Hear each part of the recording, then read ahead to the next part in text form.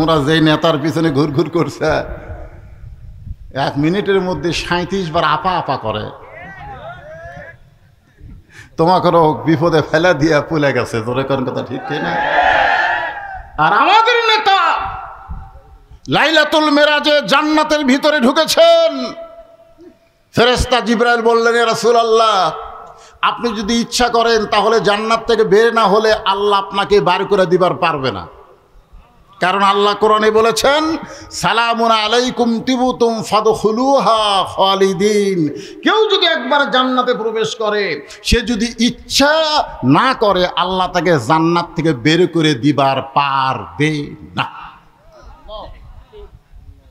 কি কষ্টের দুনিয়া! এই বছরে আপনার চাচা মারা গেছে, আপনার খাদিজা মারা গেছে, তাইফের ময়দানে গিয়ে আপনি রক্তাক্ত হলেন, আপনি জান্নাতের মধ্যে ঢুকছেন আর বাড়ান না। সঙ্গে সঙ্গে আমাদের নেতা নবী বললেন, জিবরাইল, আল্লাহ যদি আমাকে জান্নাতে থাকার জন্য ঢুকতে বলতো আমি ঢুকতামই না, আমি শুধু জান্নাত দেখার জন্য ঢুকছি। আমার উম্মতের জন্য, যারা আমাকে নেতা নবী হিসাবে মেনে নিয়েছে, তাদের জন্য আল্লাহ কেমন জান্নাত বানাইছে এটা দেখার জন্য ঢুকছি, থাকার জন্য না। আমি সেই দিন জান্নাতে থাকার নিয়তে ঢুকবো যেদিন আমার সমস্ত উম্মতকে আল্লাহ জান্নাত দিয়ে দিবে। তো যেই নেতা জান্নাতে যাও আমাকে কথা বলে নাই, আমরা সেই নেতা বাদ দিয়ে এলে পাইনসা নেতা।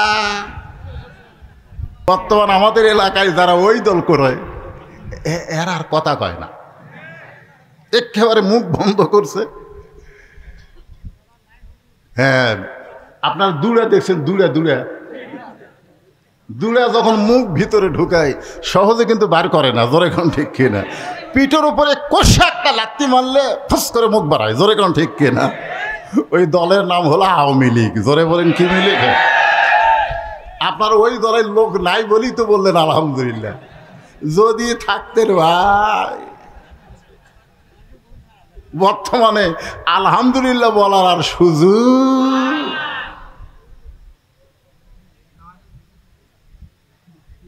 যদিও থাকেন, দল পরিবর্তন করার সুযোগ আছে না নাই? জোরে কেন আছে না নাই? কিন্তু চিনে গেছে তো, এই শালারা এত খারাপ আছিল, বুঝলেন? সিনা টান করে ঘুরেছে, রংবাজি সন্ত্রাসী চাঁদাবাজি করার কারণে জনগণ এদেরকে চিরা ফেলে দিছে। আল্লাহ তাআলা আমাদেরকে শারীরিক সুস্থতা দান করে মানসিক প্রশান্তির জন্য এই জান্নাতের বাগানে কবুল করেছেন। এ কারণে খুশি না বেজার?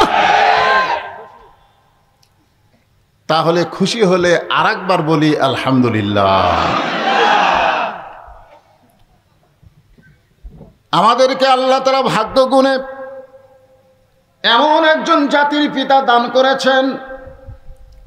আল্লাহ কোরআনে বলেন, মিল্লাতা আবিকুম ইব্রাহিম ওয়া সাম্মাকুমুল মুসলিমিন। খুশি না বেজার? হ্যাঁ, যিনি আমাদের নাম রেখেছে মুসলমান। জন্মসূত্রে আমরা মুসলমানের ঘরে জন্ম নিয়ে আজকের এই মুসলমান হিসেবে পরিচয় দেওয়ার পারতেছি, এ কারণে কি কম খুশি? তাহলে বলি আলহামদুলিল্লাহ।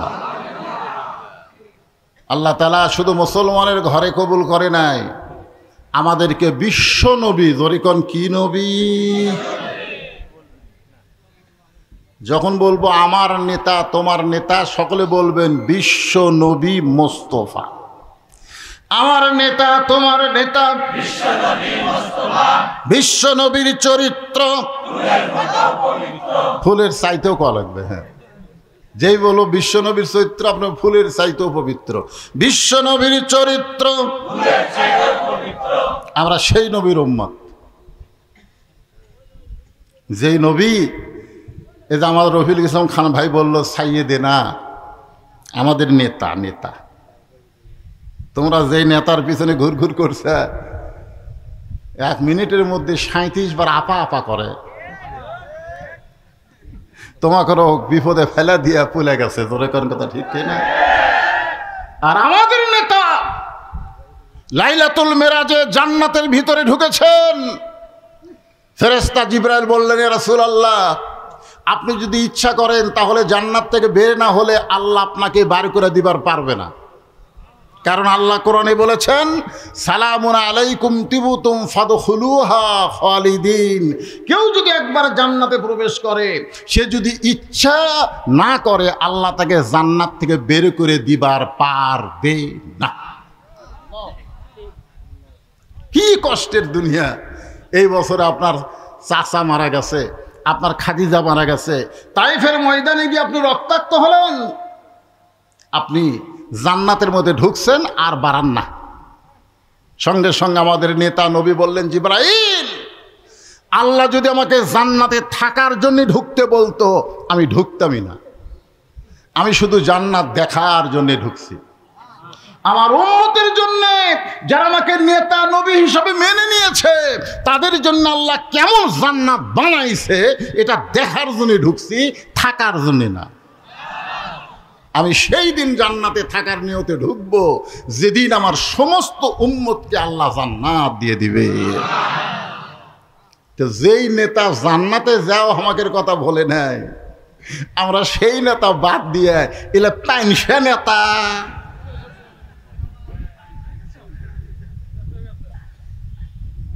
আল্লাহ আল্লাহ আমাদেরকে সেই নেতার উম্মত হিসেবে কবুল করেছেন। খুশি না বেজার? তাহলে জবান খুলে আর একবার বলি আলহামদুলিল্লাহ। এখন আসেন, আল্লাহর প্রশংসা করার কারণ হলো পবিত্র কোরআন। এবার তাকায় দেখেন তো, দেখেন দেখছেন কেমন লাগে? ভুয়া ভুয়া কোরআন শরীফ না আপনারা এখন পর্যন্ত ধরলেন না, এখন পর্যন্ত এটা ধরলেন না, তাহলে কেমনে ভালো গান? ও তালের মাথা। শোনেন, বাংলাদেশের মুসলমান তালের মাথায় আর চলা যাবে না। বহু তাল দেখছি আমরা, ঠিক কেন বলেন? বহু তাল হওয়ার পরে দেখলাম বাবা দেশ চালায়।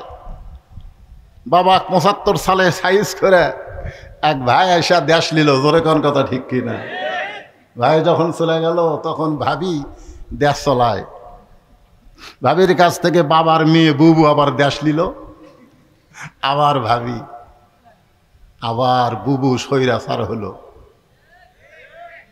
অনেক দেখেছি, আর দেখতে চাই না।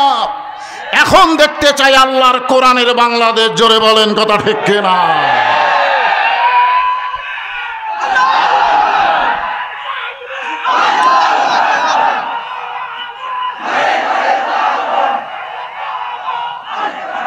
লিল্লাহে তাকবীর।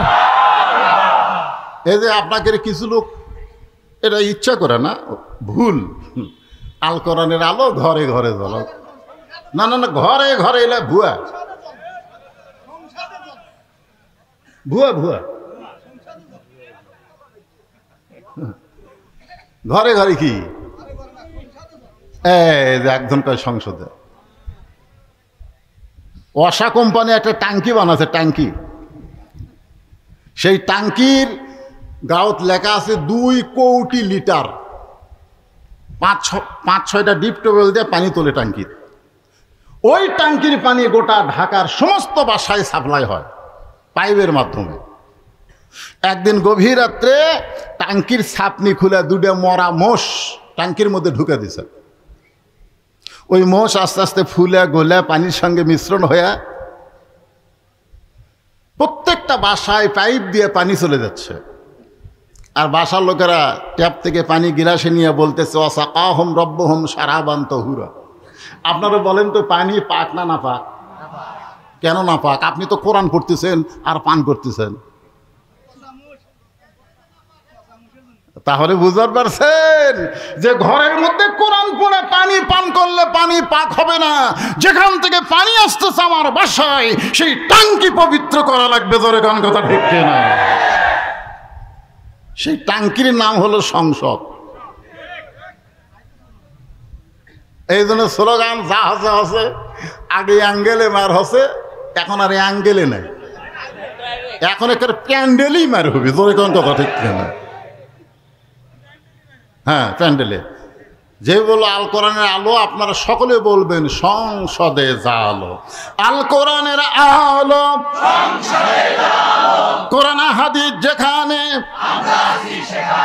দুনিয়ার মুসলমান হওয়া দিবে না, হওয়া দিবে না।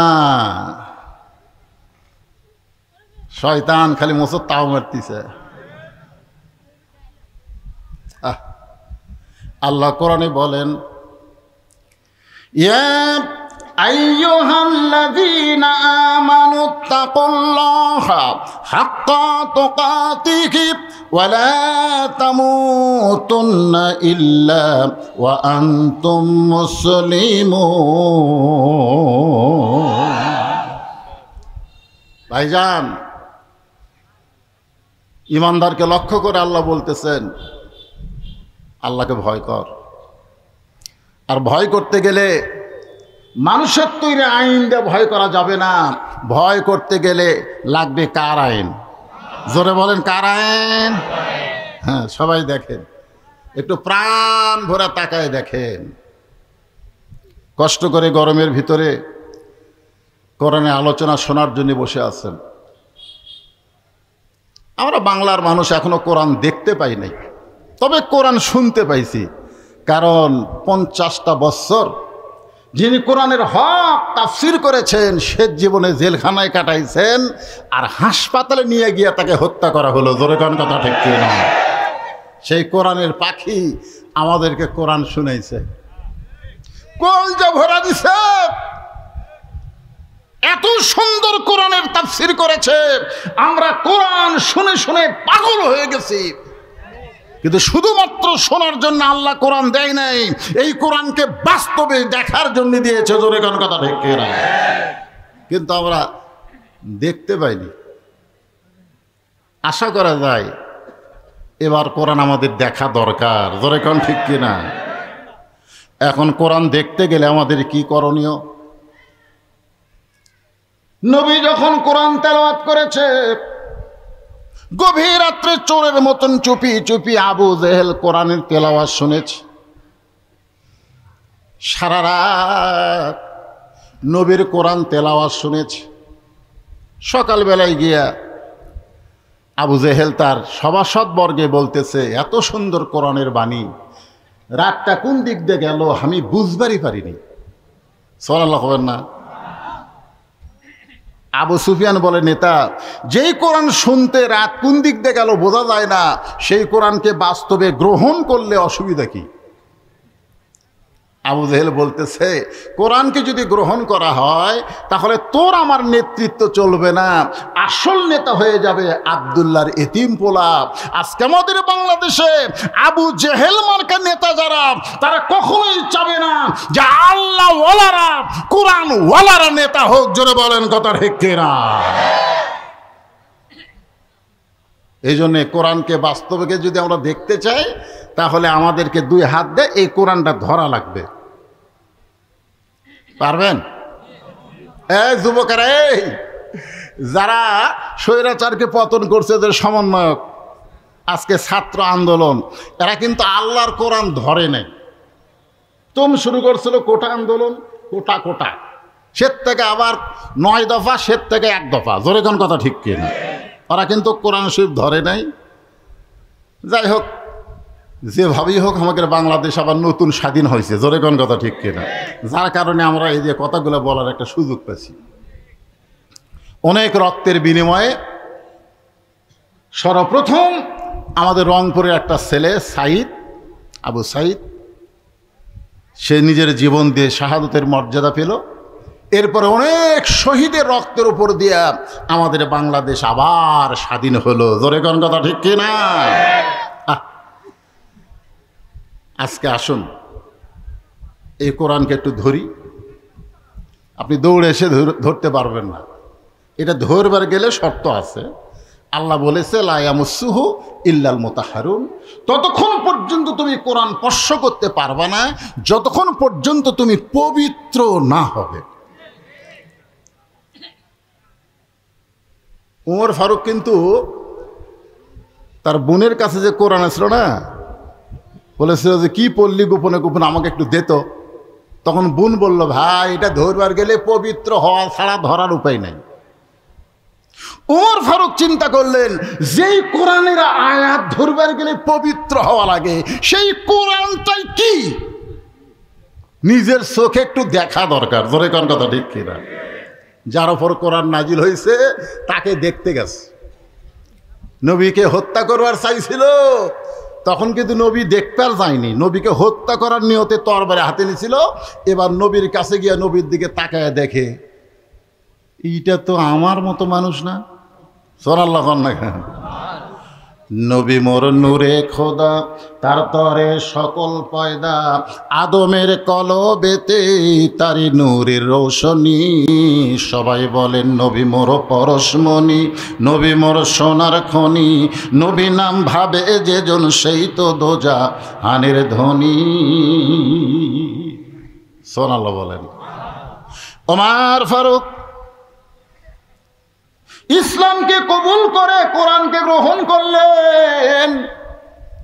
এমন ভাবে কোরআনকে গ্রহণ করলেন, এক সময় আল্লাহ তাআলা এই কোরআনের ওসিলায় ওমরকে বাংলাদেশের মতন ৯৬টা দেশের নেতা বানায়া দিলে।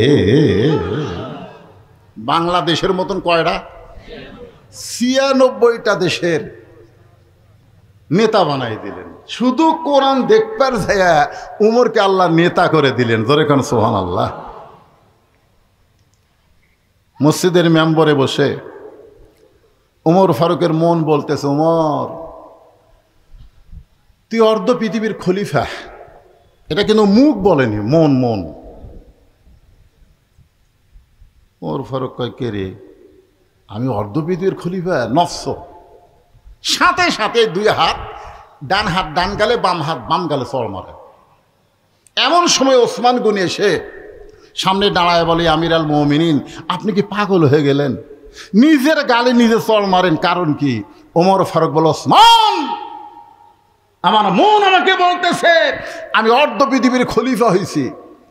ওসমান বলে, ঠিকই তো কইছে,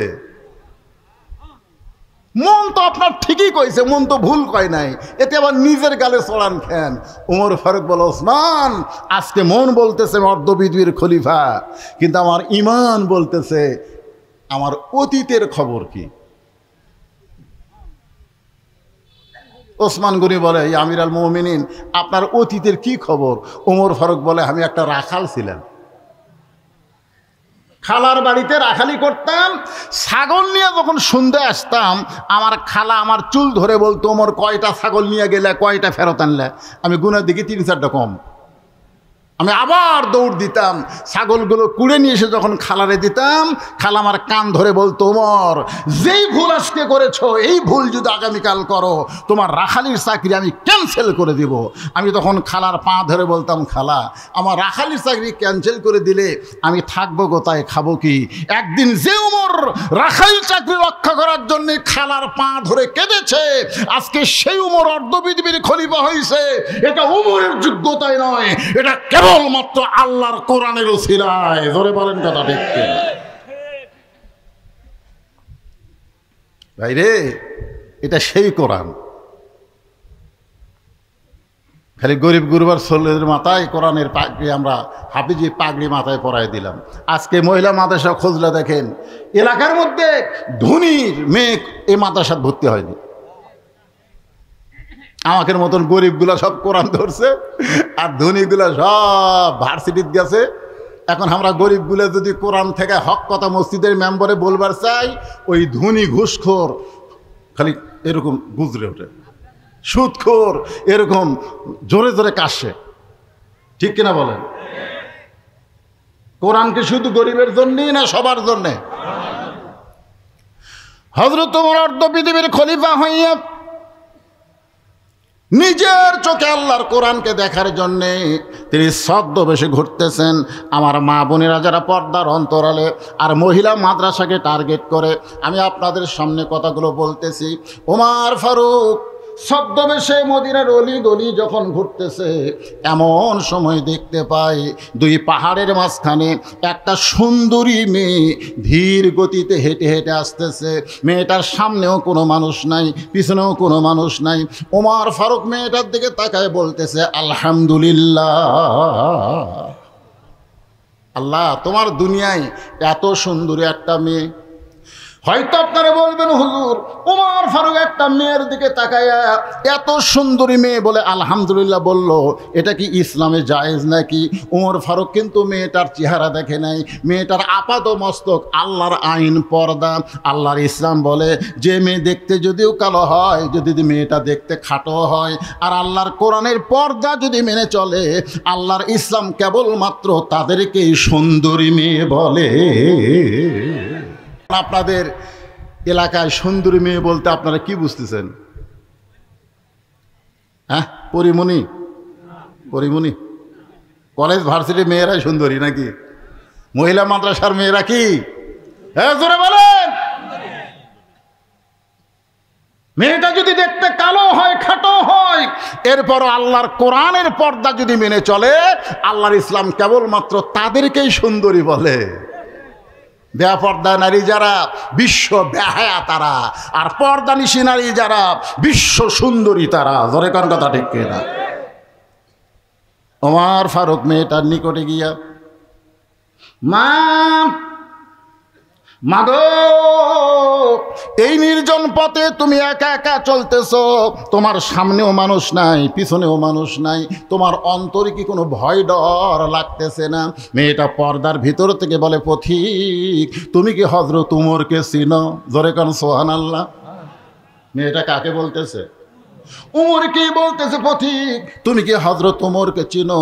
যেদিন উমর ফারুক আল্লাহর কোরআন দিয়ে রাষ্ট্র চালায়, সেদিন থেকে একজন মহিলা পৃথিবীর এক প্রান্ত থেকে আর এক প্রান্তে যাবে, তার কলিজায় আল্লাহ ছাড়া অন্য কারো ভয় থাকবে না।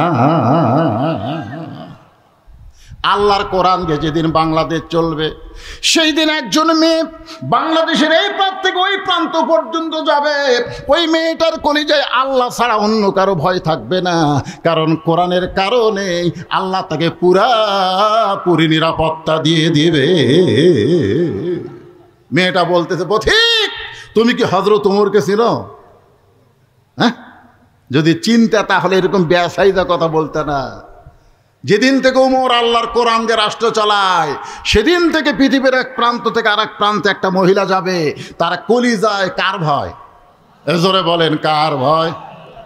আর আমাকে কলিজায় এখানে যারা আপনারা বসে আছেন,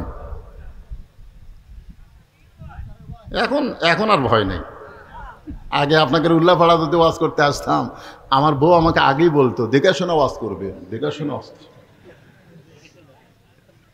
কি দেখবো রে?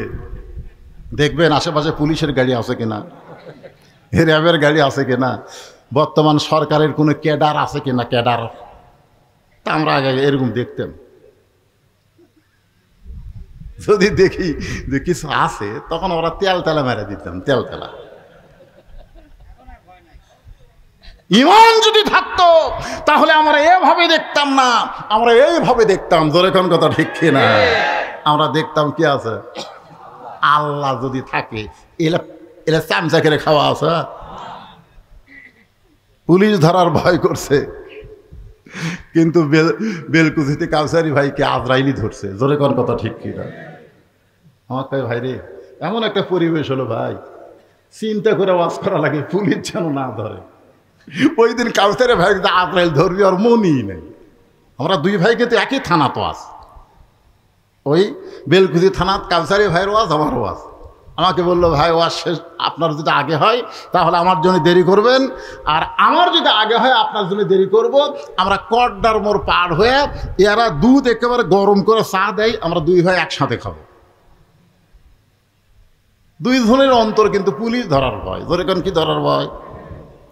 ওয়াজ শেষ করার পরে আমি চিন্তা করলাম কাউসার ভাইকে কল দে, ও তো কল দিচ্ছে না, তার মানে ওয়াজ শেষ হয়নি। আমি যখন কল করলাম, ওর সাথী ধরে বলতেছে, হুজুর কিছুক্ষণ আগেই কাউসারি সাহেব এনায়েতপুর হাসপাতালে মারা গেছে। কে ধরছে, পুলিশ না আজরাইল? কথা বলেন। পুলিশ ধরার চিন্তায় হক কথা গোপন করেছি। আল্লাহ কয় পুলিশ ধরার আগেই তোকে আজরাইল ধরতে পারে। ধরে কোন কথা ঠিক কিনা? এখানে যত মানুষ আমরা আছি, আমাদের সবাইকেই কিন্তু আজরাইল ধরবে। ধরে কোন কি করবে? ছাড়বে নাকি? ছাড়বে? মিশে মায়াই বন্দি থাইকা করলাম কত খেলা, পশ্চিমে তাকিয়া দেখো তোমার জীবনের ডুইবা গেছে বেলা। ওমার চোখের পানি বের করে বললেন, মা তোমার অন্তরে শুধুমাত্র আল্লাহর ভয়, কোরআনের আইন চলার কারণে, কিন্তু তুমি যেভাবে চলতেছ আমার মনে হয় তোমার ভিতরে কোনো দুঃখ লুকে আছে, কারণ তোমার চলাটা অত্যন্ত ধীর গতি। বলো তো মেয়ে, তোমার ভিতরে কোনো দুঃখ আছে নাকি? মেয়েটা বলে, পথিক রে, আমি আসলেই একজন দুঃখী নারী। আজকে 6 দিন হলে হযরত ওমরকে খুঁজে বেড়াই। আমি আসলেই একজন দুঃখী নারী। আজকে 6 দিন হলে আমি হযরত ওমরকে খুঁজতেছি। সুবহানাল্লাহ। কয়দিন? যদি হযরত ওমরকে খুঁজে পাই তাহলে আমার দুঃখের কথা তার কাছে একটু বলবার চাই। ওমর ফারুক বললেন, মা তুমি যে ওমরকে খুঁজতেছো, ওমরকে না পাইলে সেই দুঃখের কথা কি আমাকে বলা যায় না?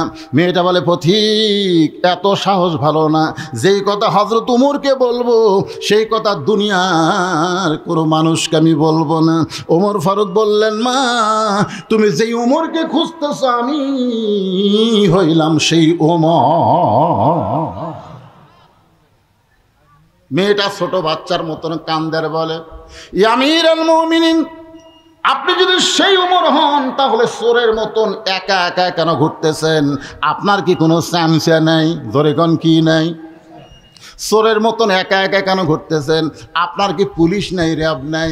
সঙ্গে সঙ্গে হযরত ওমর ফারুক কোরআন থেকে তেলাওয়াত করলেন, ইন্নামাল মুমিনুনা আল্লাযীনা ইযা যুকিরাল্লাহু ওয়াসিলাত কুলুবুহুম ওয়া ইযা তুলিয়াত আলাইহিম আয়াতুহু যাদাতুহুম ঈমানাও ওয়া আলা রাব্বিহিম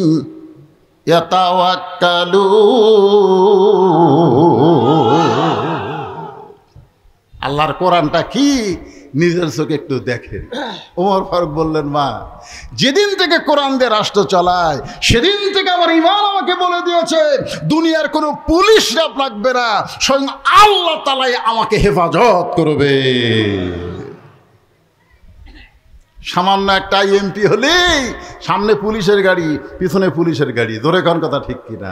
আর বাংলাদেশের মতন ৯৬টা দেশের খলিফা। কোনো চামচা লাগে? র্যাব লাগে? পুলিশ লাগে? আপনারা বলেন তো, পুলিশগুলা কি নেতার না জনগণের? এ কথা কোন, নেতার না জনগণের? কিন্তু গত বছরগুলোতে পুলিশ একটাও জনগণের ছিল না, সব নেতার হুকুমে ছাত্রদের বুকে, জনতার বুকে গুলি করছে। জোরে কোন কথা ঠিক কিনা? একটা পুলিশও জনতার ছিল না, সব নেতার। এই রে নেতা আসতেছে, যত বড় নেতা তত বেশি পুলিশ। আরে হুন্ডালারা চামচেরা, আপনি দেখবেন যেই নেতার পিছনে বেশি চামচা ওই নেতা তত মারুক, তত টেকা মারে। জোরে কোন কথা ঠিক কিনা? হ্যাঁ, দেখবেন যার পিছনে বেশি চামচা ঘুরে বুঝবেন ওই নেতা মারে বেশি। ওমর ফারুক চোখের পানি বের করে বললেন, মা এখন বলো কি দুঃখ তোমার মনে, যেই দুঃখ নিয়ে তুমি 6 দিন হলে আমাকে খুঁজতেছ। মেয়েটা বলতেছে, আমিরুল মুমিনিন, আমার জীবনের সবচাইতে বড় দুঃখ হলো আমি 6 বছর বয়সে ঈমান গ্রহণ করেছি। আপনারা যারা আমার সামনে বসে আছেন, ওয়াজ শোনার পরে মনে হবে আমরা মুসলমান ঠিকই, কিন্তু আমাদের ঈমান নাই। জোরে কোন কি নাই? আজকে দেখেন তো ঈমান আছে কিনা একটু খেয়াল করে দেখেন। মেয়েটা বলতেছে 6 বছর বয়সে আমি ঈমান গ্রহণ করছি। আপনারা কি আমার কথা বুঝতে পারতেছেন? ঈমানের কলেমা পড়া আর ঈমান গ্রহণ করা দুইটা কিন্তু এক না। কারণ যুদ্ধের সময় আমার এলাকার অনেক হিন্দুরা কলমা পড়ছে, আরবি করে দেখলেই বলতো লা ইলাহা ইল্লাল্লাহ, লা ইলাহা ইল্লাল্লাহ, লা ইলাহা ইল্লাল্লাহ। তারমিরা বলতো বিলকুল ঠিক হয়, ঠিক হয়। এক হিন্দু চাচা আমাকে বলতেছে, হুজুর মুসলমানের কলমার দাম আছে। আমি কইলাম, আপনি হিন্দু হইয়া মুসলমানের কলমার দাম কেমনে বুঝলেন? যুদ্ধের সময় বুঝেছি। এই কলমা যতক্ষণ মুখত ছিল ততক্ষণ পাকিস্তানে আর্মি আমাকে গুলি করেনি। আমি বললাম, দাদা কলমা শুধু মুখে রাখার কারণে আর্মির গুলি থেকে আপনি বাইসে গেছেন। এই কলমা যদি কলিজার মধ্যে জায়গা দিবার পারেন তাহলে জাহান্নামের আগুন থেকে আল্লাহ আপনাকে বাঁচায়া দিবে। এখন আপনারা বলেন, ঈমানটা খালি মুখে রাখবেন না ভিতরে ঢুকাবেন? হ্যাঁ, আচ্ছা, ঈমান ভিতরে ঢুকলে তার চরিত্র কেমন হবে? একটা দৃষ্টান্ত দিব। উকিল এসে বলতেছে, উকিল আপনার তো ফাঁসির রায় হয়েই গেছে, যে কোনো সময় আপনার ফাঁসি হবে। এই ফাঁসি থেকে যদি বাঁচবার চান তাহলে রাষ্ট্রপতির কাছে একটা দরখাস্ত লেখেন। রাষ্ট্রপতি যদি দয়া করে আপনাকে মাফ করে দেয় তাহলে আপনার ফাঁসি আর কার্যকর হবে না। এই কথা কে বলতেছে? উকিল বলতেছে। তখন আসামি মুচকি মুচকি হাসে। উকিল বলে, হাসেন কেন? বলে, হাসার কারণ হলো তোমার কথা শোনা। উকিল বলতেছে, আমি তো ঠিকই বলছি, রাষ্ট্রপতির কাছে দরখাস্ত লেখার কথা, তা হাসেন কেন? বলে, পাগলা, আমি আমার জীবনে 3টা রাষ্ট্রপতি ক্ষমতা থাকা অবস্থায় মরা দেখছি। আসামি বলতেছে, আমি কয়টা রাষ্ট্রপতি? 3টা রাষ্ট্রপতি ক্ষমতার থাকা অবস্থায় মরা দেখছি। একটা হলো বঙ্গবন্ধু শেখ মুজিবুর রহমান, একটা জিয়াউর রহমান, একটা জিল্লুর রহমান। যারা ক্ষমতা থাকতে নিজেরাই মরে যায় তাদের কাছে বাঁচার দরখাস্ত কোনো ঈমানদার লিখবে? তাসদিক বিল জানান, কলিজার মধ্যে ঈমান। উকিল বলতেছে, তাহলে আপনার ফাঁসি হবে। আসামি মুসকে মুসকে হাসে। উকিল বলে, হাসেন কেন? বলে, আমার ফাঁসি হবে কিন্তু আমার মৃত্যু হবে না। উকিল কয়, কি করলেন? আপনার ফাঁসি হবে, মৃত্যু হবে না কেন? না, আল্লাহর কোরআন তার দলিল। আল্লাহ কোরআনে বলেন, ওয়ালা তাকুলু লিমান ইয়াকতালু ফি সাবিলিল্লাহি আমওয়াতুন বাল আহইয়াউ ওয়ালাকিন লা তাশউরুন। জল্লাদ শাহজাহান বলেছে, জামাত ইসলামের যত নেতাকে ফাঁসির মঞ্চে নিয়ে যাওয়া হয়েছে, একজন নেতার চোখে পানি দেখি নাই, বরং সবার মনে আনন্দ, সবার মনে আনন্দ। কারণ ফাঁসির দড়ি বরণ করতেছে, জান্নাতের দরজা আল্লাহ তাদের জন্য খুলে ধরেছে। কি মনে করতেছেন? ফাঁসি হবে কিন্তু মৃত্যু? এ কথা কার? আল্লাহর কোরআন যারা দেখেছে এই বিশ্বাস তাদের কলিজায়। কোরআনের দল করবেন, আপনি মরে যাবেন। আল্লাহর রাসূল বলতেছে, মান সাআলাল্লাহু তাআলা আশ-শাহাদাতা বিসিদকিন বাল্লাগাহুল্লাহু মানাজিরা শুহাদা ওয়া মাতা আলা ফিরাশিহি, রাওয়াহুল বুখারী কিতাবুল মাগাজি। জোরে কোন সুবহানাল্লাহ। এই কোরআনের বিজয়ের আন্দোলন যারা করে বাংলার জমিনে, এই আন্দোলন করতে গিয়ে জেল খাটে, জুলুমের শিকার হয়, যদি ওই লোকটা নিজের বিছনায় মৃত্যুবরণ করে, আল্লাহ রাসূল বলেছে হাসরের ময়দানে আল্লাহ তাকে ইসলামী আন্দোলন করার কারণে, কোরআন বিজয় আন্দোলন করার কারণে আল্লাহ হাসরের ময়দানে তাকে শহীদদের কাতারে দাঁড় করায়া দেবে।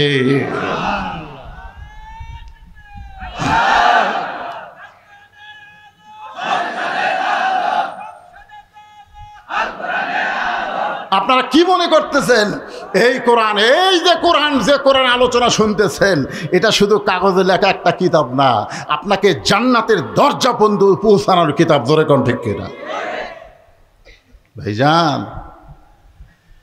এই যে মহিলা মাদ্রাসা, আমি এখানে ঢোকার পরই চিন্তা করলাম এলাকার মানুষ এত চালাক, রাবেয়া বশির বানাচ্ছে। জোরে কোন ঠিক কিনা?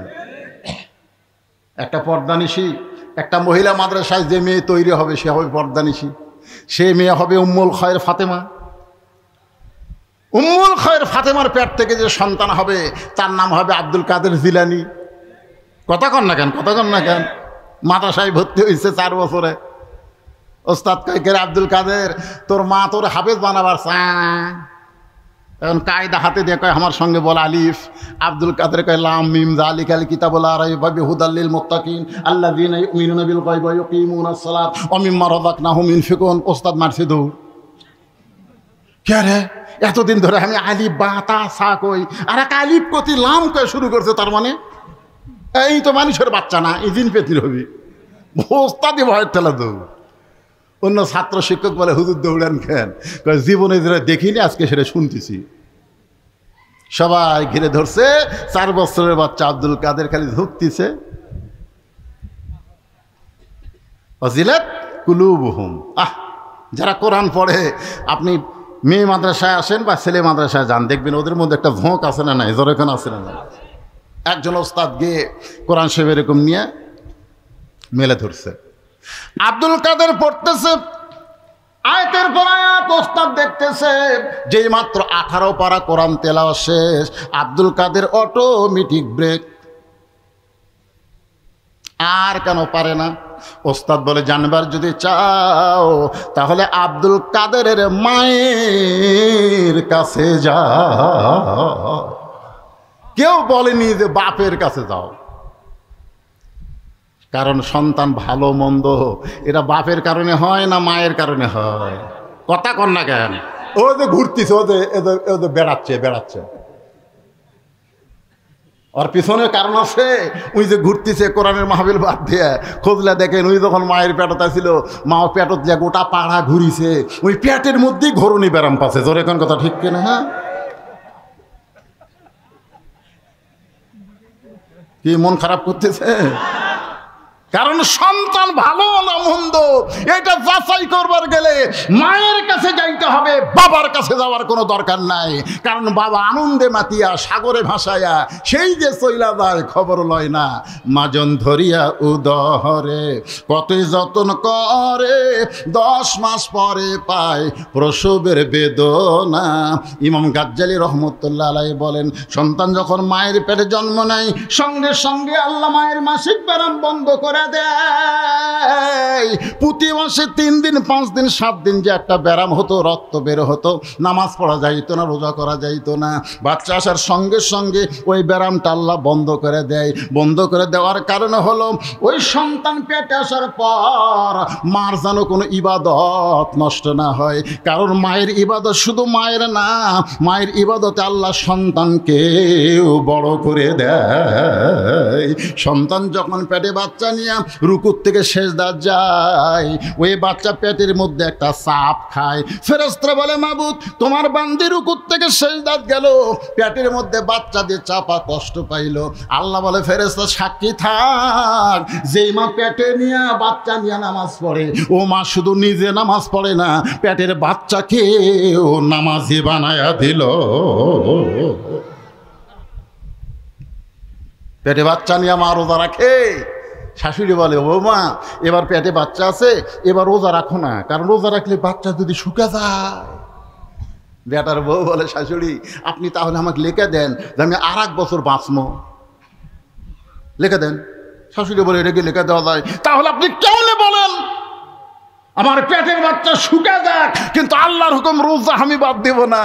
আল্লাহ কয়, বান্দি তুই রোজা থাকলি, তোর পেটের বাচ্চাকেও রোজার ট্রেনিং দিলি। জোরে কোন সুবহানাল্লাহ। কারণ মাও খায় না, বাচ্চারও খাওয়া হয় না। যেই মা পেটে বাচ্চা নিয়ে রোজা রাখছে, ওই মায়ের বেটা, ওই মায়ের সন্তান কোনোদিন বেরোজাদার হতে পারে? আজকে যেই শালারা রোজা থাকে না, খুঁজলে দেখবেন ওই যখন পেটটা ছিল ওর মাও থাকেনি। হ্যাঁ, কারণ সন্তান ভালো হয়। একটা খ্রিস্টান বলেছে একটা ভালো যদি সন্তান চাও তাহলে একটা ভালো মায়ের দরকার। যেরকম কিসের দরকার? মায়ের দরকার। আপনারা কি বিরক্ত হচ্ছেন? দেখতে আইছে সবাই, দেখি মাও আব্দুল কাদের কান্দত করে লিয়ে উম্মুল খায়ের ফাতেমা জানলা দিয়ে দেখে কেরি গতকালই ভর্তি করে দিলাম, ছেলে কোরআনে হাফেজ বানাবো। হুজুর আমার আব্দুল কাদের কি বেয়াদবি করছে? বলে বেয়াদবি একটাই, আলিফ কয়নি, লাম মিম কয়ে 18 পারা কোরআন শুনালো। আব্দুল কাদেরের মা কান্দের, বলে আল্লাহর শপথ করে বলতেছি আমি জানি না। আমার আব্দুল কাদের যে আপনাকে 18 পারা কোরআন শরীফ শুনাইছে, আল্লাহ শপথ করে বলতেছি আমি জানি না। ওস্তাদ বলে মা তুমি না জানলেও তুমি কি জানো? বলে আমি হলাম 18 পারা কোরআনের হাফেজা। আব্দুল কাদের যখন আমার পেটে ছিল আমি এক ওয়াক্ত নামাজ বাদ দেইনি, একটা রোজাও বাদ দেইনি। আব্দুল কাদের যখন ভূমিষ্ঠ হলো, যখন আব্দুল কাদেরকে আমি কোলে নিতাম, আল্লাহর কোরআন তেলাওয়াত করতাম। আব্দুল কাদের যখন কাঁদতো, আমি বাবু তো বাবু তো করে কান্না থামাইনি, আল্লাহর কোরআন তেলাওয়াত করে করে ওর কান্না থামাইছি। আব্দুল কাদের যখন আমার স্তনে দুগ্ধ পান করতো, আমি তখন কোরআন তেলাওয়াত করতাম, ও আমার স্তনে দুগ্ধ পান করতো। আব্দুল কাদের যখন রাত্রিবেলা বিছানায় ঘুমাতে যাইতো, আমি এক পারা কোরআন না শোনাইলে আমার আব্দুল কাদের কোনোদিন ঘুমাইতো না। আমার মনে হয় এই 4 বছরে আমার 18 পারা কোরআন বহুবার আব্দুল কাদেরকে শুনাইছি, আর শুনতে শুনতে আমার বাচ্চাটা হয়তো মুখস্থ করে ফেলেছে। সমস্ত ওস্তাদ বলতেছে মা যদি ভালো হয় সন্তান আল্লাহর ওলি হয়। তাহলে এখানে যে মহিলা মাদ্রাসা বানাইছেন, আপনারা আল্লাহর ওলির ফ্যাক্টরি বানাচ্ছেন। যেরকম কথা ঠিক কিনা? কি বাবা কিছু যদি কোয়া লাগে হামাক করে, এবারে কি করবা হামাক করবা? কয়জন?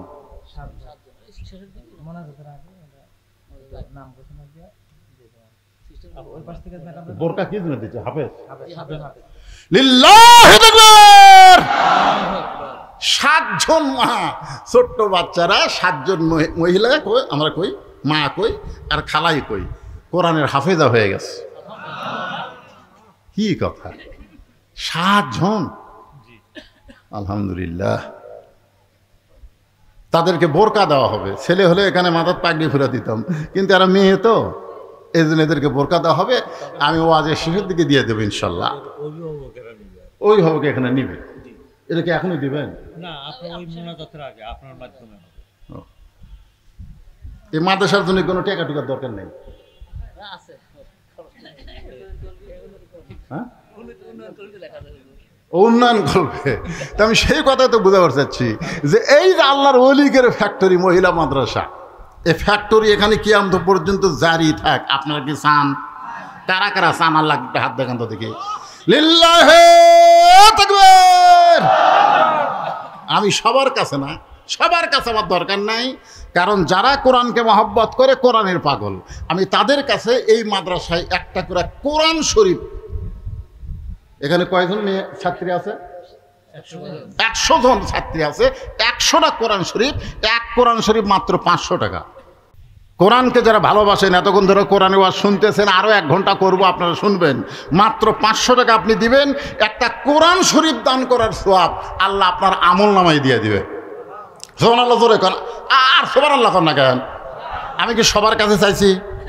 100 জন, তার মধ্যে 1 জন হাত তুলেছে, বাকি কোনো খাওয়া নাই। বাজান লগত দেওয়া লাগবে। আছে পকেট আছে? 200 আছে না? বাকি লয় তো, আমি বাকি লেখেন না, বাকির কোন কথা নেই। লগত কোরআন শরীফ আর বাকি, এটা ধান তুলতেছি আমি।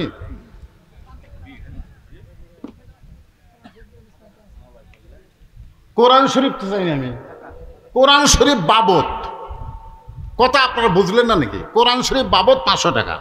500 টাকা দিবেন, একটা কোরআন শরীফ দান করার সওয়াব আল্লাহ আপনাদের আমল নামায় দিয়ে দিবে।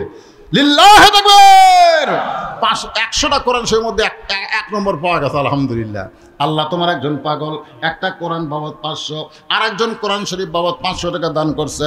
আল্লাহ দানকে কবুল করেন। 100টা কোরআনের মধ্যে 2টা পাওয়া গেল। আমরা সবাই কোরআনকে ভালোবাসি, কোরআনের মিছিল করলাম। পকেটে টাকা থাকলে দাবি আছে, না থাকলে দাবি নাই। আর একজন কোরআন বাবদ 500 টাকা দান করছে। আল্লাহ 3টা হয়ে গেছে। আমার মা বোনেরা, পর্দার অন্তরে যারা ওয়াজ শুনতেছে, এই ছেলেরা এরা ওটা শুরু করলো কেন? না, যারা কোরআন শরীফ দিবেন তারা খালি উঠবেন। 2 মিনিট কালেকশন, 2 মিনিট, সারা রাত না। আর একজন একটা কোরআন শরীফ বাবদ 500 টাকা দান করেছে। আল্লাহ দানকে কবুল করেন। আল্লাহ বাপ মা আত্মীয় স্বজন কবরে গেছে, এই যে কোরআন বাবদ 500 টাকা দান করলো, এই দান করার কারণে বাপ মার কবরকে জান্নাতের টুকরা আল্লাহ কবুল করেন। যাদের বাপ মা কবরে গেছে, বাবার জন্য একটা কোরআন শরীফ দেন, মায়ের জন্য একটা কোরআন দেন। যদি না পারেন বাপ মা 2 জনের জন্য একটা কোরআন শরীফ দান করেন। আর একজন কোরআন বাবদ 500 টাকা দান করছে। আল্লাহ দানকে কবুল করেন। আল্লাহ নেক নিয়ত নেগাসাপড়া করেন। আর একজন কোরআন শরীফ বাবদ 500 টাকা দান করছে। আল্লাহ দানকে কবুল করেন। আল্লাহ যারাই যে নিয়তে দান করতেছে, আল্লাহ সকলের নেক নিয়ত নেক আশাকে আল্লাহ আপনি কবুল করেন। আল্লাহ তোমার নবীর এতিম মাদ্রাসা, মহিলা মাদ্রাসাকে আল্লাহ কিয়ামত পর্যন্ত কবুল করেন। একটু জিকির করি, লা ইলাহা ইল্লাল্লাহ, লা ইলাহা ইল্লাল্লাহ, জোরে লা ইলাহা, লা ইলাহা ইল্লাল্লাহু মুহাম্মাদুর রাসূলুল্লাহ। আর একজন কোরআন শরীফ বাবদ 500 টাকা দান করছে।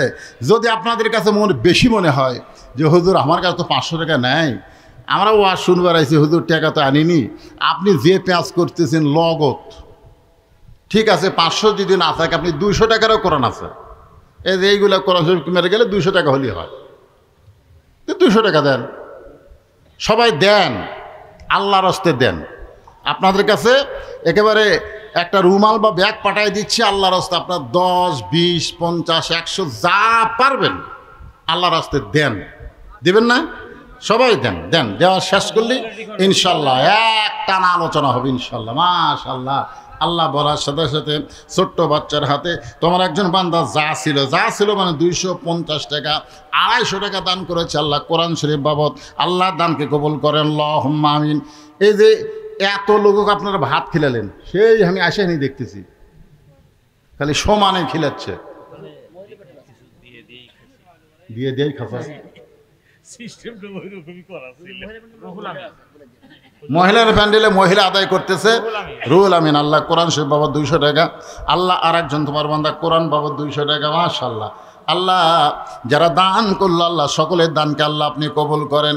ওটাউটি করেন না ভাইজান, ওটাউটি করেন না। শয়তান ধোকা দিবে, জানেন? শয়তান কি বলবে? দেশ না। আবার কিছুক্ষণ পরে শয়তান বলবো, ও তুই তো দিব না, তোর দেখাতে গেলে উঠে যান চাইলো। যে লোকটা এখান থেকে উঠলো ও নিজে ওঠেনি, শয়তান ওর গলা ধাক্কা দিয়ে তুললো। টাকা দেওয়ার জন্য ওঠেন, অসুবিধে নেই, যাওয়ার জন্য ওঠেন না। আমি কি সারা রাত আদায় করবো, তাই আদায় শেষ। যে আল্লাহর একজন বান্দা 700 টাকা, একজন 500, একজন 200 কোরআনের জন্য করছে দান। আল্লাহ দানকে কবুল করেন, আল্লাহুম্মা আমিন। কে রে ভাই, আমি বললাম যে গামছা নিয়ে ভিতরে দান, 10, 20, 50, 100 যে যা পারে আল্লাহর রাস্তায় দান করবে। আল্লাহ আর একজন কোরআন শরীফ বাবদ 500 টাকা দান করছে। আল্লাহ দানকে কবুল করেন, আল্লাহুম্মা আমিন। আল্লাহুম্মা সাল্লি আলা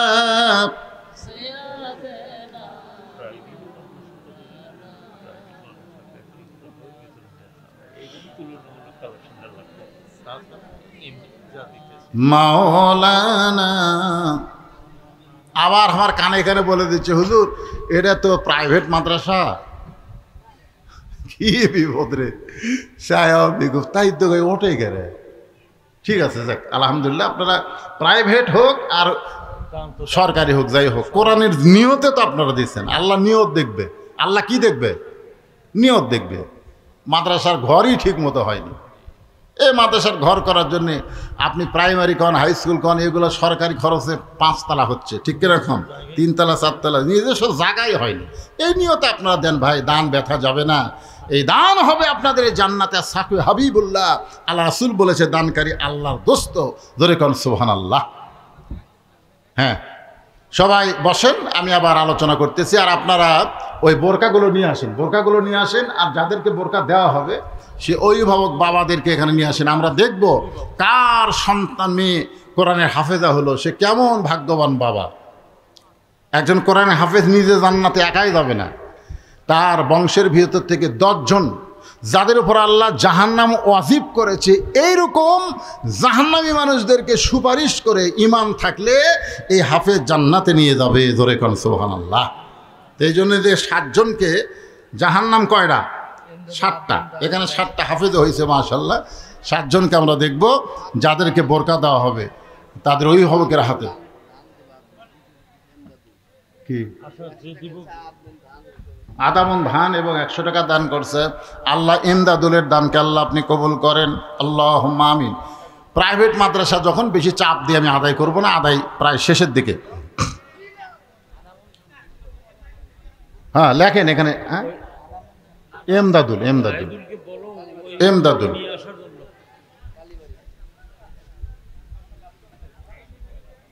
মাশাআল্লাহ। আরেকজন আল্লাহর বান্দা 500 টাকা দান করছে কোরআন শরীফ বাবদ। আল্লাহ দানকে কবুল করেন, আল্লাহুম্মা আমিন, আল্লাহুম্মা আমিন।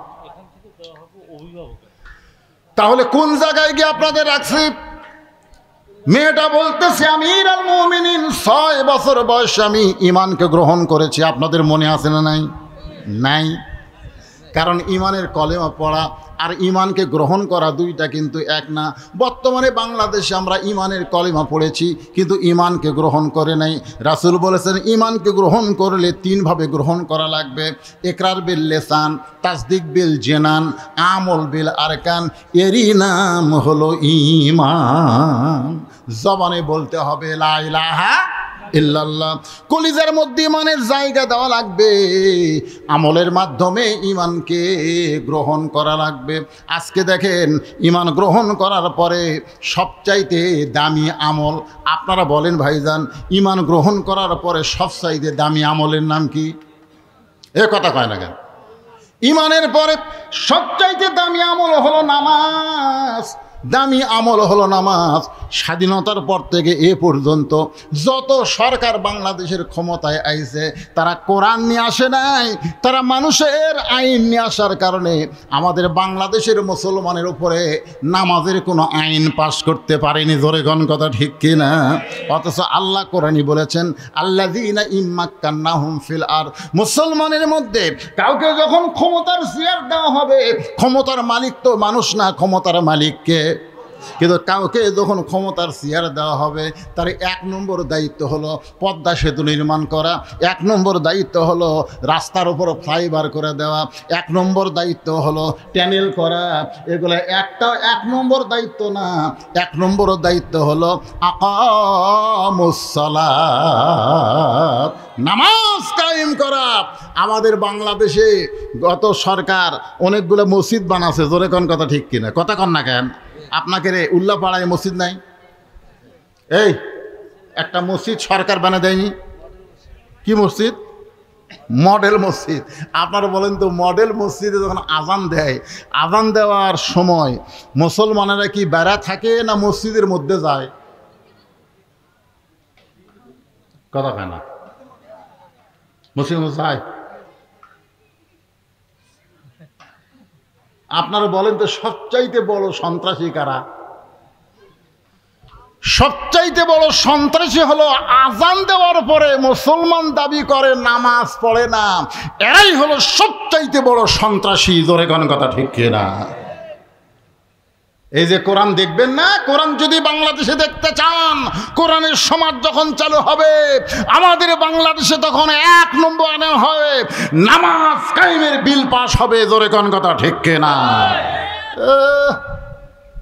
যদি সরকার আইন করে দেয় মডেল মসজিদে আজান হবে, আজান দেওয়ার পরে যে ছেলেরা বাইরে ঘুরবি একে পাশার কাপড় তুলে 5টা করে বাড়ি। কয়টা করে বাড়ি? আচ্ছা, এই আইন যদি সরকার করে তাহলে আপনারা বলেন তো ছেলেগুলা কি বাইরে ঘুরবে? অন্তত পিটন খাওয়ার ভয়ে মসজিদের মধ্যে ঢুকবে।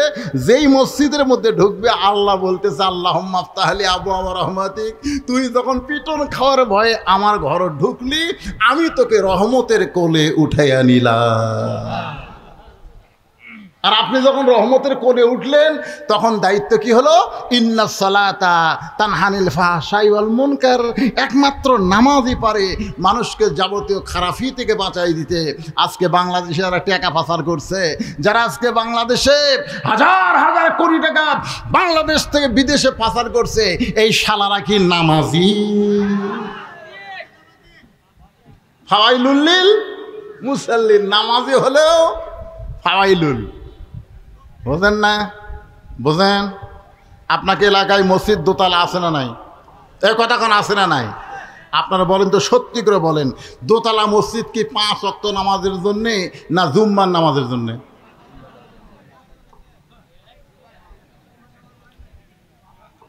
দোতলা মসজিদ যেগুলো আছে এগুলো 5 ওয়াক্তের জন্যে।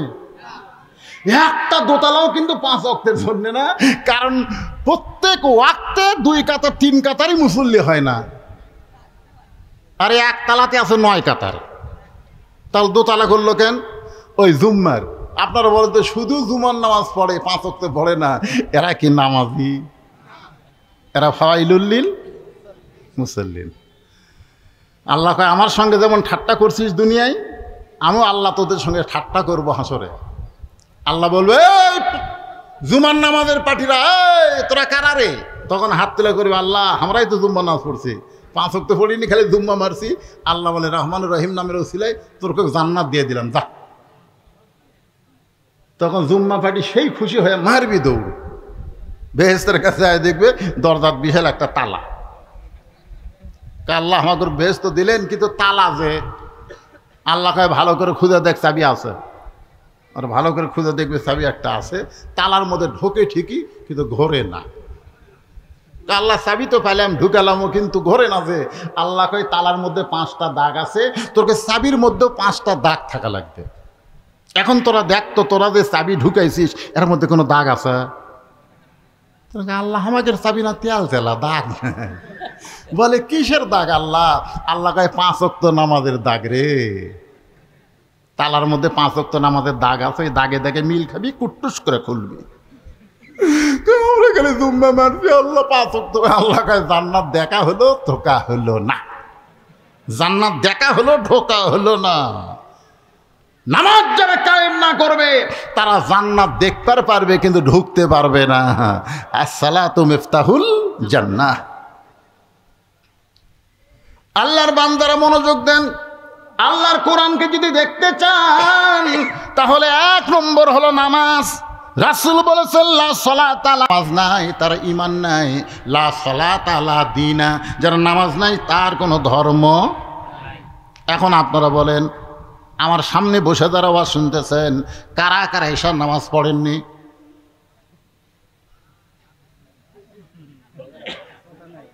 না, মনে মনে চিন্তা করে দেখেন তো, কারা কারা পড়েননি? এই যারা যারা এশার নামাজ পড়েননি, তারা যদি ফজর আগে মরে যান, মনে করেন আপনি এশার নামাজ পড়লেন না, ফজর আগে মরে গেলেন, আমাদের মতন কত হুজুর আপনার জানাজাত গেলে আপনি জান্নাতত যাবেন। যেই ব্যক্তি এশার নামাজ জামাত আদায় করেছে, ফজরের নামাজ পড়ার আগে তার যদি মৃত্যু হয়, সে একটা মানুষ যদি তার জানাজায় না যায়, এশার নামাজের কারণে আল্লাহ তাকে জান্নাত দিয়ে দিবে। আর যেই বেটা এশা পড়েনি, ফজর না পড়ার নিয়তে শুইছে, আর গভীর রাত্রে হার্ট ফেল করে মারা গেছে, 1 কোটি মানুষ আর জান্নাত দোয়া করলেও ও জান্নাত পাবে না, কারণ নামাজ বাদ দেওয়ার কারণে সে কাফের হয়ে মারা গেছে। জোরে কোন কথা ঠিক কিনা? বাইনাল আবদি ওয়াল কুফরি তরকুস সালাত। বান্দার কাফেরে পৃথক করা জিনিসটার নামই হলো নামাজ। এখন আল্লাহর কোরআনকে দেখতে গেলে, এই কোরআনকে যদি আমরা গ্রহণ করি, ঈমান গ্রহণ করার ব্যাপারে 1 নম্বর আমলের নাম হলো নামাজ। যেরকম 1 নম্বর আমলের নাম কি? এখন আপনারা কারা কারা ফজরের নামাজ পড়বেন না? হাত তোলেন। এইদিকে কথা কে কয় রে? কারা কারা ফজরের নামাজ পড়বেন না? দিকে হাত তোলেন তো দেখি। তার মানে সবাই পড়বেন ইনশাআল্লাহ। আপনারা যদি সবাইও পড়েন, তারপরে কোরআন দেখতে পাবেন না, কারণ সবাই পড়বেন আজকে হুজুরের কথা অনুযায়ী 1 আধ বার, বারবার মসজিদে ঢুকতে পারবেন না, কারণ মসজিদ ঢুকতে গেলে নামাজ কায়েমের আন্দোলন, নামাজ কায়েমের বিধান আল্লাহর কোরআন দিয়ে বাংলার জমিনে চালু করতে হবে। ধরে কোন ঠিক। 2 নম্বর হলো যাকাত দেওয়া লাগবে।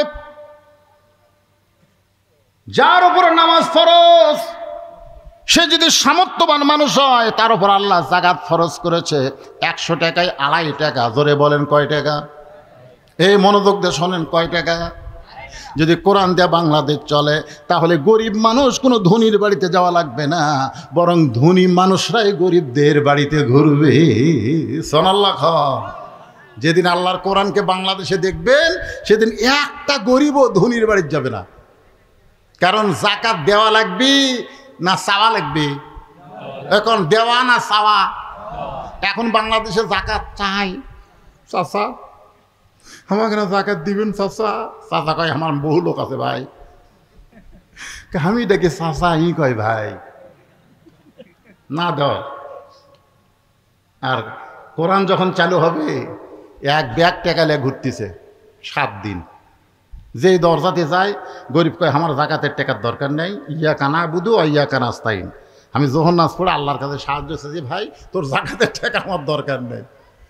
যার কাছে যাই তাই দরজা বন্ধ করে। 7 দিন ধরে 1 ব্যাগ টাকা নিয়ে ঘুরছে, একটা গরিবও দরজা খোলেনি। আল্লাহ কয় আল্লাহ আমাকে তুমি গরিব করে দাও। এই যাকাতের টাকা নিয়ে মানুষের দরজায় দরজায় আর ঘুরবার পারতেছি না। আল্লাহ বিরক্ত হয়ে গেছে। কয়দিন? 7 দিন। মনের দুঃখে মরুভূমির মধ্যে গেছে, যে দেখে একজন বস্তা পাতার দিয়ে শুয়ে আছে। বেগালা ভাবতেছে যাক আল্লাহ তুমি রহম করছো, একটা গরিব পাচ্ছি পারে। ওই এখন ওই বস্তা লাগ দেখে বুঝলেন জোরে সালাম মারছে, আসসালামু আলাইকুম। বস্তাটা লাভ দিয়ে উঠে বলছে আলহামদুলিল্লাহ। বেগালা কে সালাম দিলাম, ও আলাইকুম আসসালাম না কয়ে আলহামদুলিল্লাহ কেন? বলে 15 দিন হলে 1 বস্তা টাকা নিয়ে ঘুরতেছি ভাই, একটা গরিব নেই। তোকে দেখা গরিব মনে করে আল্লাহ শুকর আদায় করছি। আমি ঘুরি ব্যাগ লিয়ে, তুই ঘুরিস বস্তা লিয়ে, তাহলে গরিব গেল কোথায়? আস্তাইনু বিসসবরি ওয়াসসালাহ।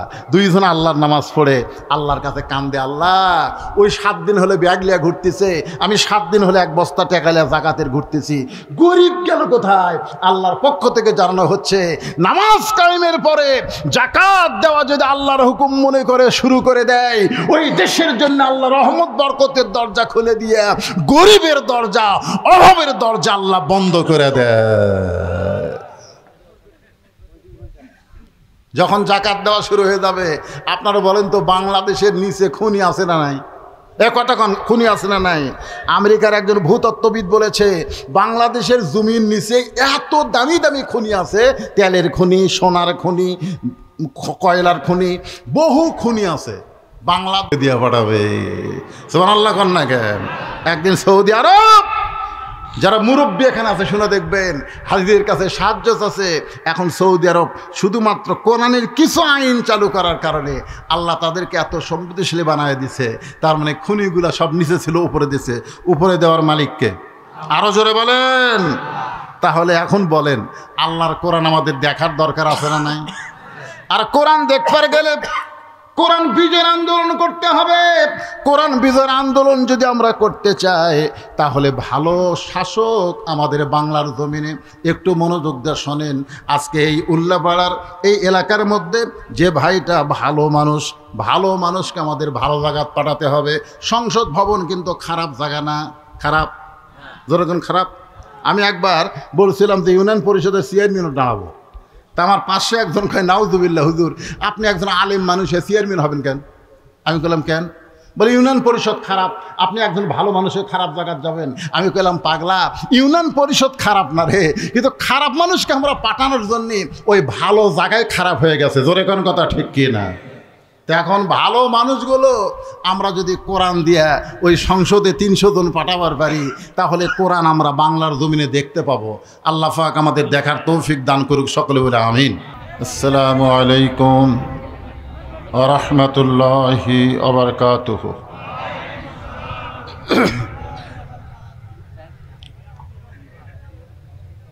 আলহামদুলিল্লাহ الحمد لله نحمده ونستعينه ونستغفره ونؤمن به ونتوكل عليه ونعوذ بالله من شرور أنفسنا ومن سيئات أعمالنا من يهدي الله فلا مضل له ومن يضلله فلا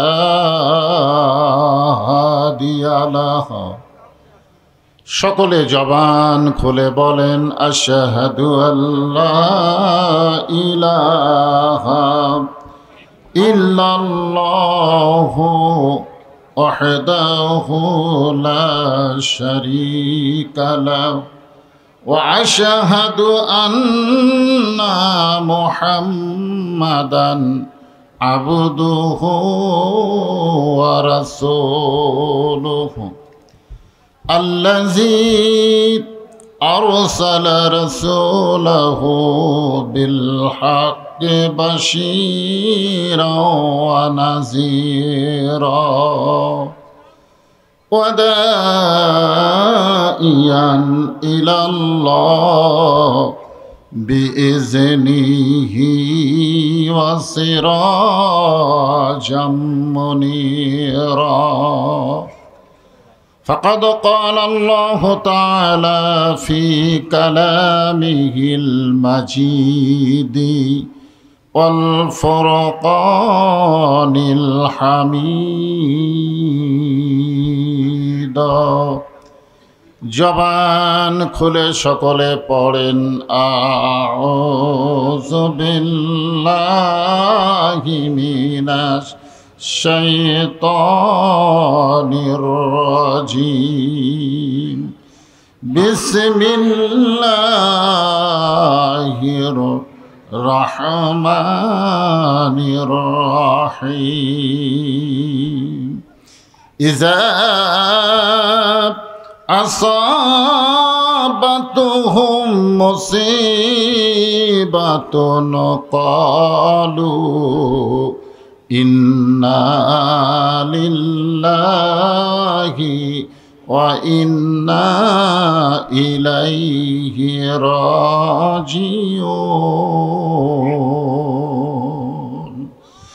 إن الله وملائكته يصلون على النبي يا أيها الذين آمنوا صلوا عليه وسلموا تسليما اللهم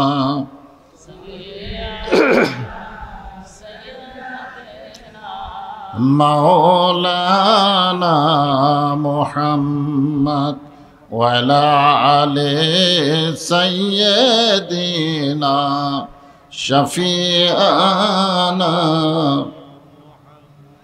ওরে নিষ্ঠুর তায়েববাসী মারলি পাথর নবীর গায় তবু আমার দয়ার নবী তোদের জন্যে মুক্তি চায় আল্লাহুম্মা সাল্লি আলা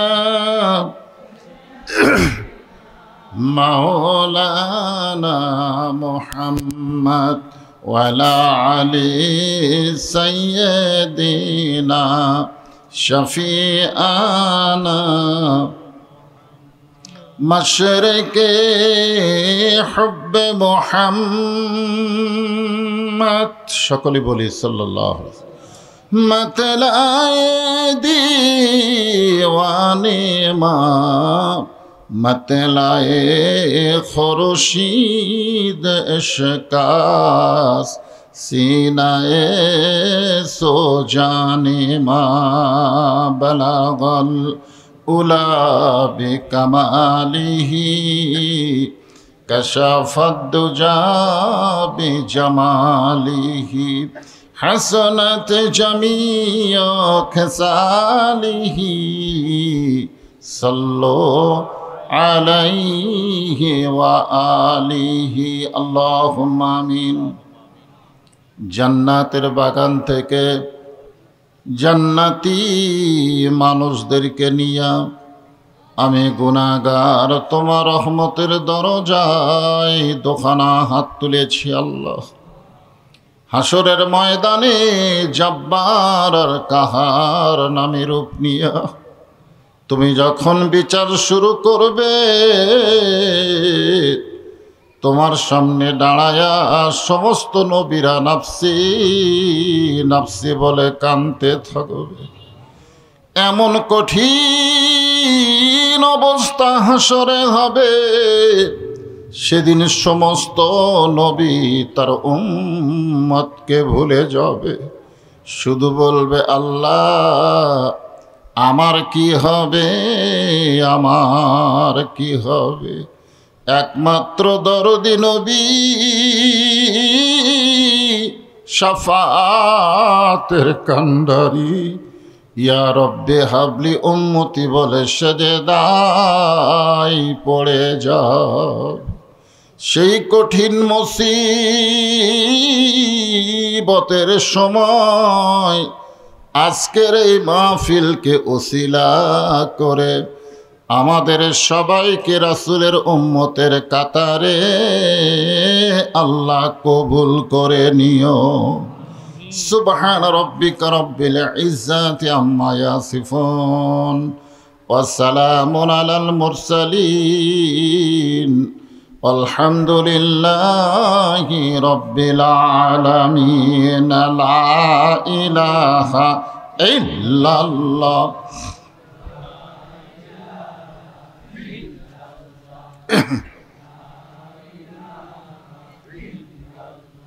চাঁদ সূরুজার গ্রহ তারা আল্লাহ নামের পাগল পারা। চাঁদ সূরুজার গ্রহ তারা আল্লাহ নামের পাগল পারা।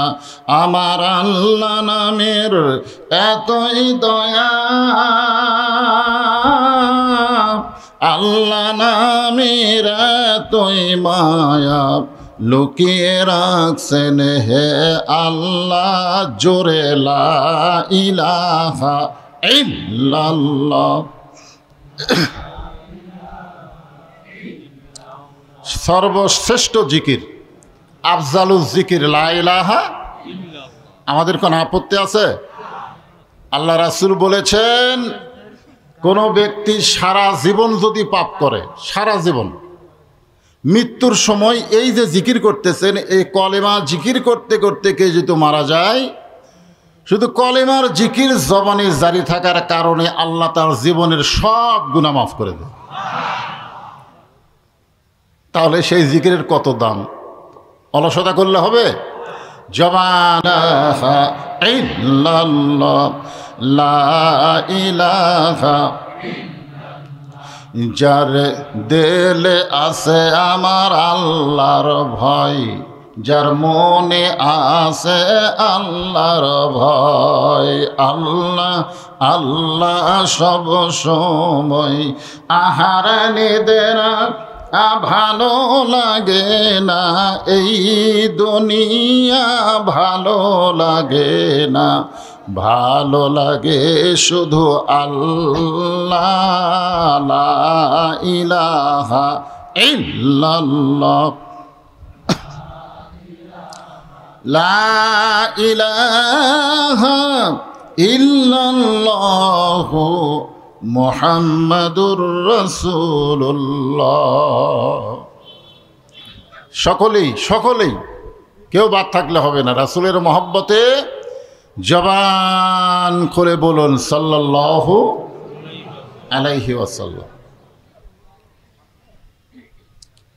আপনারা হয়তো বলবেন হুজুর আসতে বললে হবে না, আসতে বললে হবে। এই যে জিকির করলেন লা ইলাহা ইল্লাল্লাহ, এটা মনে মনে বললেও কোনো সমস্যা নেই, কারণ জিকিরের মালিক কে?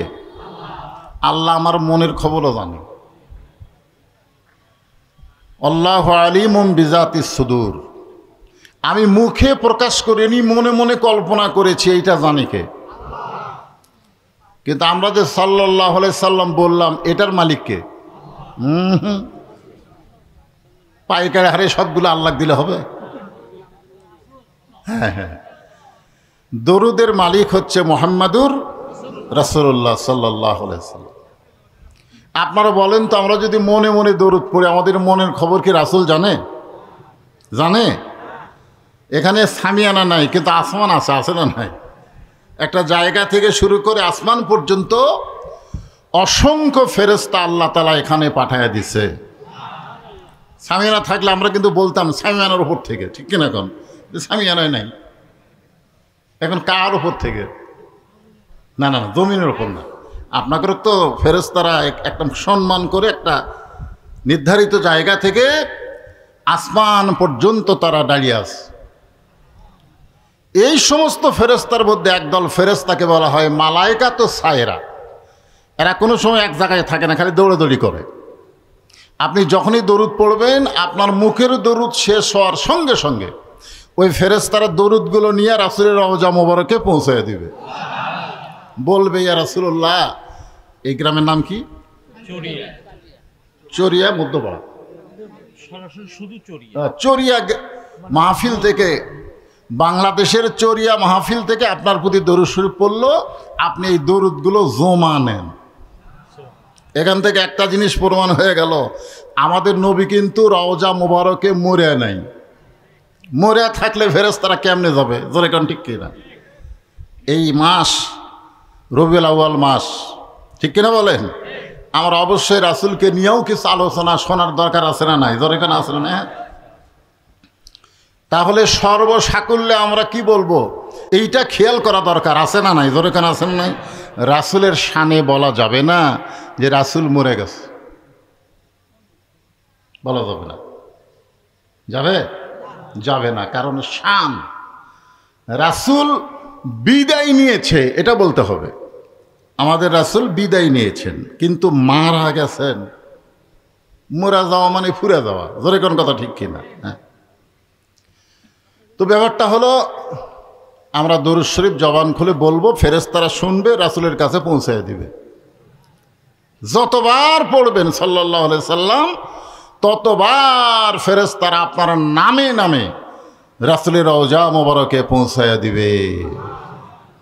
আপনি হয়তো মদিনায় যাবার পারেন নাই, কিন্তু আপনার দরুদগুলো মদিনায় যাক, এটা আপনারা চান না? আলহামদুলিল্লাহ।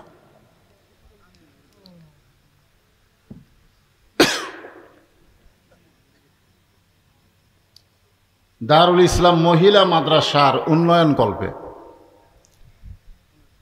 মাশাআল্লাহ বলেন, একটা মহিলা মাদ্রাসা। সেই মহিলা মাদ্রাসাকে লক্ষ্য রেখে আজকের এই তাফসিরুল কোরআন মাহফিল, আজকের এই মাহফিলে আল্লাহ তাআলা যেনাকে সম্মানিত সভাপতির আসনে কবুল করেছেন, মৌলানা মোহাম্মদ রফিকুল ইসলাম শফি সাহেব। কে সেটা? যে আপনি। আলহামদুলিল্লাহ। আজকের এই মাহফিলের সম্মানিত সভাপতিকে অন্তরের অন্তঃস্থল থেকে আমি শুভেচ্ছা জ্ঞাপন করছি। এই মাহফিলের সম্মানিত প্রধান অতিথি, আপনাদের অত্যন্ত ভালোবাসার মানুষ মৌলানা রফিকুল ইসলাম খান সাহেব,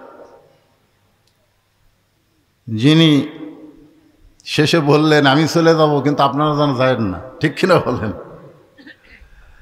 আমি বহু মাহফিলে প্রধান অতিথি যখন মাইক ধরে, তখন শ্রোতারা বিরক্ত হয়ে যায়। কেন প্রধান বক্তা বসে আছে, প্রধান বক্তা বসে থুয়া প্রধান অতিথি কি রে? কিন্তু আপনাদের এলাকায় কি একটা বিপদ, প্রধান অতিথি বলতেছে ভাই আপনারা যেন যান না। তার মানে বোঝা গেল প্রধান বক্তার চাইতো আজকের মাহফিলের প্রধান অতিথির আকর্ষণ বেশি। কি বিপদে পড়লাম। কিরে খাড়া হওয়া লোকগুলা যাবার চাচ্ছেন নাকি? বসেন বসেন, এটা বদলুর শীত, অসুবিধা নেই। কি অসুবিধা আছে? যা চাবেন তাই।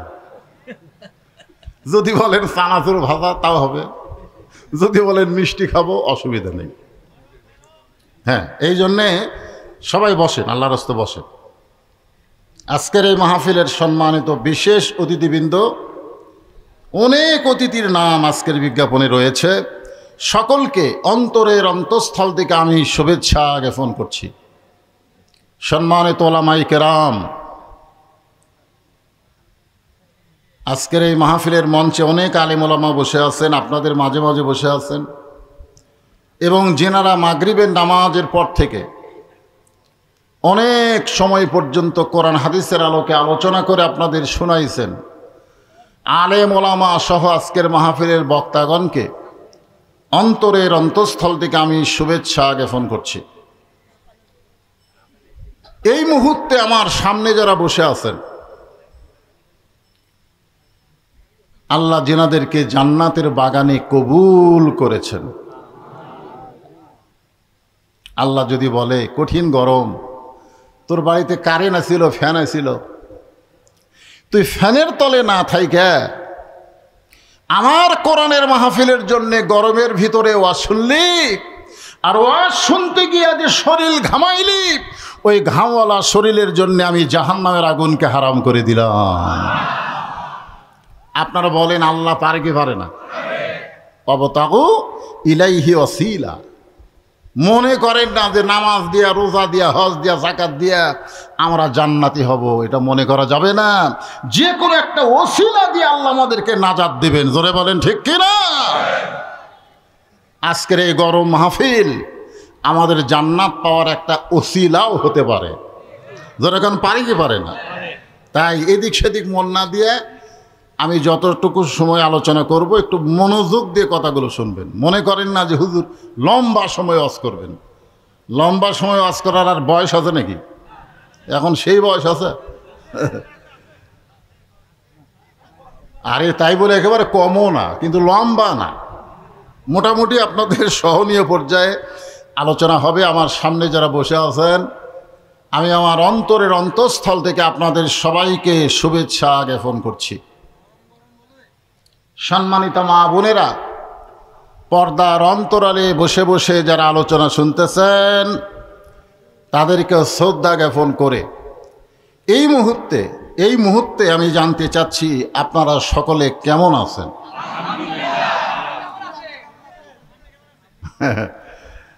তার মানে বোঝা গেল আপনারা ওই দলের মানুষ নাই। অনুরোধ করতেছে আমাকে 10টার আগেই টেজে দেবেন ইনশাআল্লাহ, কারণ গরম তো, খুব গরম। আমাকে তাও ফ্যানের বাতাস দিচ্ছে, আর আপনাকে তার বাতাস নেই, বুঝতে পারতেছে। এই বাতাসের মধ্যেও গোটা শরীর ঘামতেছে, অনেক গরম আজকে। এই গরমের মধ্যেও আল্লাহ কোরআন থেকে কিছু আলোচনা বক্তা এবং শ্রোতা সবাইকে শোনার তৌফিক দিয়েছে। আল্লাহ এই মোতাবেক আমল করার তৌফিক দান করুক। সকলে বলে আমিন। আস্তাগফিরুল্লাহ আল্লাযী লা ইলাহা ইল্লা হুয়াল হাইয়ুল কাইয়্যুম ওয়া আতুবু ইলাইহি। আল্লাহুম্মা সাল্লি আলা মুহাম্মাদ, আল্লাহুম্মা বারিক আলা মুহাম্মাদ, আল্লাহুম্মা সাল্লি আলা মুহাম্মাদ, আল্লাহুম্মা বারিক আলা মুহাম্মাদ, আল্লাহুম্মা আমিন। আল্লাহুম্মা আনতাস সালাম ওয়া মিনকাস সালাম, তাবারাকতা ইয়া যাল জালালি ওয়াল ইকরাম। আয় আল্লাহ তাআলা, কঠিন গরমের ভিতর থেকে, গরমের ভিতরে সেই মাগরিবের নামাজের পর থেকে রাত 12টা পর্যন্ত তোমার পাগল বান্দা বান্দিরা আরামের বাড়ি ঘুমকে বাদ দিয়া, ফ্যানের বাতাসকে বাদ দিয়া এই জান্নাতের বাগানে বসে বসে আলোচনা শুনেছে। মেহেরবানি করে আজকের মাহফিল আমাদের সকলের হেদায়েতের জন্যে, নাজাতের জন্যে, জান্নাতের জন্যে কবুল করে নাও। এই মাহফিলের শুরু থেকে শেষ পর্যন্ত যত আলোচনা হয়েছে আল্লাহ, এর মধ্যে যে ত্রুটি হয়, ভুল হয়, মাফ করে দাও। এর যে হাদিয়া মঞ্জুর করো, সোনার মদিনায় নবী পাকের রওজা মোবারকে আল্লাহ কবুল করে নাও। তামাম আম্বিয়ায়ে কেরাম আসহাবে কেরাম, তাবিনে কেরাম, তাবিনে কেরাম, তাম পৃথিবীর মাটির নিচে যত মুমিন মুমিনা শুয়ে আছে আল্লাহ সকলের আরো পরে হাদিয়া কবুল করে। আল্লাহ আমরা যারা হাত তুলেছি, আমাদের জনম দুঃখনী মা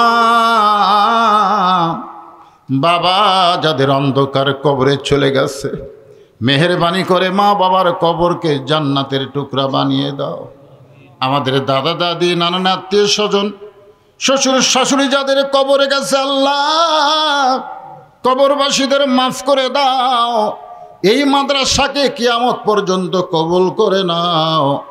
এই মাদ্রাসার মহব্বতে নগদে বাকিতে যারা দান করেছে আল্লাহ সকলের দানগুলোকে জান্নাতের বিনিময় হিসাবে কবুল করে নাও। এই মাদ্রাসার পরিচালক, মাদ্রাসার ওস্তাদ, মাদ্রাসার তালবে ইলম যে 7 জন কোরআন হাফেজা হয়েছে আল্লাহ তাদের সকলকে রাবিয়া বসরে ফাতেমার সঙ্গে কবুল করে নাও। আল্লাহ তাদের বাপ চাচাদের প্রতি রহমত করো। অত্র এলাকার সমস্ত মানুষদেরকে মাদ্রাসার মহব্বত একজন আশেক বানায় দাও। তাদের সন্তানগুলোকে, মেয়েগুলোকে যেন মাদ্রাসায় পড়াতে পারে সেই ইমানি জজবা দান করে দাও আল্লাহ। মাদ্রাসার সভাপতি, সেক্রেটারি, কেশিয়ার, মাদ্রাসার যারা মহিব্বিন আল্লাহ সকলকে কবুল করে নাও। আজকের মাহফিলে সম্মানিত সভাপতি কবুল করো, সহসভাপতি কবুল করো, প্রধান অতিথি বিশেষ অতিথিদের আল্লাহ কবুল করো, আলেম ওলামাদের কবুল করো। বিশেষ করে আল্লাহ স্বৈরাচারী পতনের মাধ্যমে আমরা নতুন একটা স্বাধীনতা পেয়েছি। এই স্বাধীনতার জন্যে শত শত আল্লাহ ছাত্রসহ জনতা শহীদ হয়ে চলে গেছে আল্লাহ। অনেকেই আহত অবস্থায় হাসপাতালে রয়েছে আল্লাহ। তাদের সকলার প্রতি রহমত বরকতের দরজা খুলে দাও আল্লাহ। স্বাধীনতা আমরা যেন ধরে রাখতে পারি সেই মানে জজবা আমাদের দান করে দাও আল্লাহ। কোরআন শুধু শুনবো না, বাস্তবে বাংলার জমিনে আমরা কোরআনের সমাজ যেন দেখে যেতে পারি আল্লাহ, সে তৌফিক দিয়ে দাও। সুবহানা রাব্বিকা রাব্বিল ইজ্জাতি আম্মা ইয়াসিফুন ওয়া সালামুন আলাল মুরসালিন আলহামদুলিল্লাহি রাব্বিল আলামিন। ওয়া জাল আখিরাতি কালিমাতুন ইনদাল মাউত লা ইলাহা ইল্লাল্লাহু মুহাম্মাদুর রাসূলুল্লাহ।